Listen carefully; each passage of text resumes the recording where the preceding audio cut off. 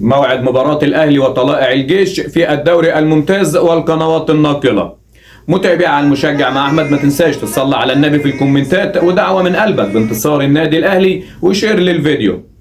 الأهلي في مواجهة طلائع الجيش يوم الاثنين القادم الموافق 9 مارس الساعة 9:30 مساء بتوقيت القاهرة، سهرة رمضانية جديدة في لقاءات الدوري الممتاز. الأهلي في آخر مواجهات الدور الأول في مواجهة طلائع الجيش. المباراة مذاعة عبر قنوات اون سبورت. الأهلي يسعى للفوز من أجل مواصلة مطاردة الزمالك وبيراميدز وسيراميكا على صدارة الدوري الممتاز. آخر مواجهات الأهلي قبل مواجهة الترجي المهمة في دور الربع نهائي من دوري أبطال إفريقيا. لايك وشير وسبسكرايب يصلك كل ما هو جديد من صفحة المشجع مع أحمد، وما تنساش تكتب لنا توقعك ورأيك في أداء النادي الأهلي في الفترة الأخيرة في مباريات الدوري أو تحت القيادة الفنية لياسس روب.